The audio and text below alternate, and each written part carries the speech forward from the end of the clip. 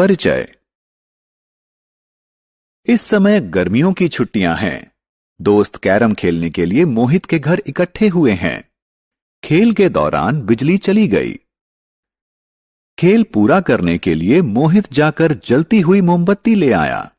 सभी ने जलती हुई मोमबत्ती देखी थी, लेकिन आज नाचती हुई ज्वाला काफी रोचकता से देख रहे थे। चर्चा करने के लिए ज्वाला एक रोचक विषय है। इस पाठ में हम ज्वाला और ईंधनों के बारे में चर्चा करेंगे।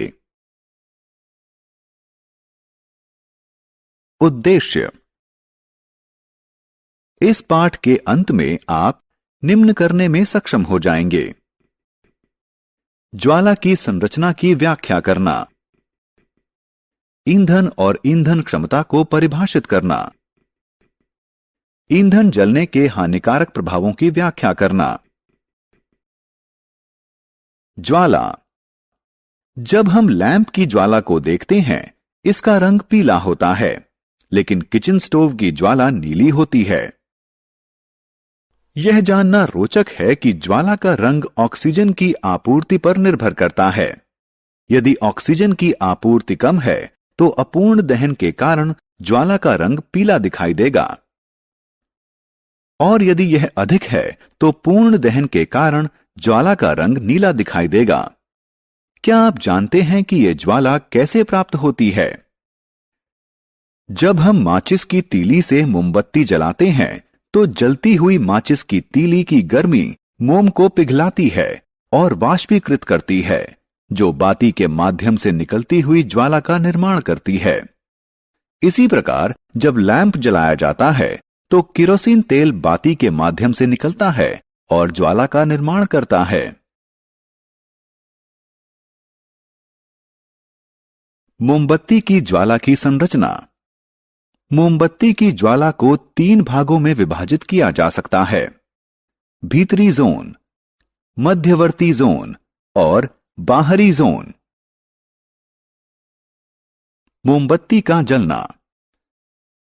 आइए हम रोहन द्वारा किए जाने वाले क्रियाकलाप को देखें। वह कांच की एक प्लेट को चिमटों की सहायता से ज्वाला के चमकदार जोन में रखकर दिखा रहा है। कांच पर पड़े गोल काले धब्बे ज्वाला के चमकदार जोन में उपस्थित बिना जले हुए कार्बन के कणों के संकेत हैं। आइए अब हम दूसरे क्रियाकलाप को देखें। रोहन ने तांबे के एक पतले और लंबे तार को चिमटों की सहायता से ज्वाला के बाहरी जोन में रखा है। तार का यह भाग गर्म होकर लाल हो रहा है। यह इस बात का संकेतक है कि ज्वाला का बिना चमक वाला जोन ज्वाला का सर्वाधिक गर्म भाग होता है। ईंधन और ईंधन क्षमता। ईंधन ऊर्जा का महत्वपूर्ण स्रोत है। हम कार चलाने के लिए पेट्रोल या डीजल, भोजन पकाने के लिए एलपीजी, हवाई जहाज उड़ाने के लिए क्रूड ऑयल, उष्णता प्रदान करने के लिए लकड़ी का इस्तेमाल करते हैं। ये सभी ईंधन हैं। सभी ईंधन निर्बाध रूप से नहीं जलते हैं। ईंधन क्षमता इसके ऊष्मीय मान द्वारा निर्धारित होती है। ऊष्मीय ऊर्जा की वह मात्रा जो 1 किलोग्राम ईंधन के पूर्ण रूप से जलने पर उत्पन्न होती है, इसका ऊष्मीय मान कहलाती है, और इसे किलो जूल प्रति किलोग्राम इकाई में व्यक्त किया जाता है। एलपीजी का ऊष्मीय मान लकड़ी या कोयले से ज्यादा होता है, इसलिए एलपीजी लकड़ी या कोयले की तुलना में बेहतर ईंधन है।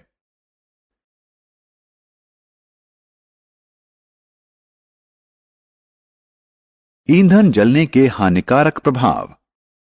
ईंधन महत्वपूर्ण है, लेकिन ईंधन की अत्यधिक खपत के कारण पर्यावरण पर हानिकारक प्रभाव पड़ते हैं। वाहनों और उद्योगों से उत्सर्जित होने वाले धुएं में बिना जले हुए कार्बन के कण होते हैं, जो वायु प्रदूषण का कारण हैं।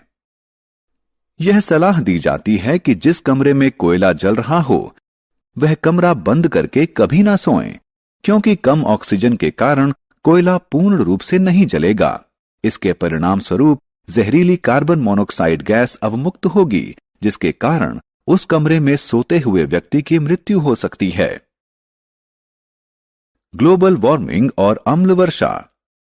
हमें ग्लोबल वार्मिंग के प्रति जागरूक होना चाहिए। इसका प्रमुख कारण कार्बन डाइऑक्साइड है। कार्बन डाइऑक्साइड की बढ़ी हुई सांद्रता का कारण ईंधन की अत्यधिक खपत है। ग्लोबल वार्मिंग के कारण पृथ्वी के तापमान में वृद्धि होती है। इसके परिणाम स्वरूप ध्रुवीय ग्लेशियर पिघलकर समुद्र के जल स्तर में वृद्धि करेंगे। इसके कारण विश्व के निचले हिस्सों में बाढ़ आ जाएगी। वायु प्रदूषण का अन्य हानिकारक प्रभाव अम्ल वर्षा है। ऐसा वर्षा जल जिसमें उद्योगों और पेट्रोल इंजनों से अवमुक्त होने वाले सल्फर व नाइट्रोजन के ऑक्साइड घुली हुई अवस्था में मिश्रित होते हैं। यह त्वचा, मिट्टी, खड़ी फसलों और इमारतों के लिए अत्यधिक हानिकारक हो सकता है। कुछ तरीके हैं जिनके द्वारा हम उपयुक्त ईंधन का चयन करके पर्यावरण पर पड़ने वाले नकारात्मक प्रभावों में कमी ला सकते हैं। इसका सर्वश्रेष्ठ उदाहरण ऐसे कार, बस और ऑटो रिक्शा हैं जो पेट्रोल के बजाय कंप्रेस्ड नेचुरल गैस यानी सीएनजी से चलते हैं।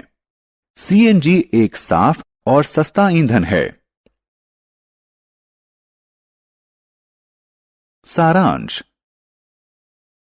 आइए हमने जो कुछ सीखा है उसे संक्षेप में दोहराएं।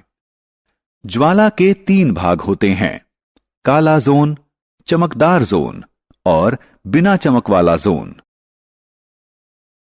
ईंधन के अपूर्ण दहन के कारण जहरीली कार्बन मोनोऑक्साइड गैस उत्पन्न होती है। वायु में कार्बन डाइऑक्साइड की सांद्रता बढ़ने के फलस्वरूप पृथ्वी के तापमान में वृद्धि होती है। अम्ल वर्षा में सल्फर और नाइट्रोजन के ऑक्साइड घुली हुई अवस्था में मिश्रित होते हैं।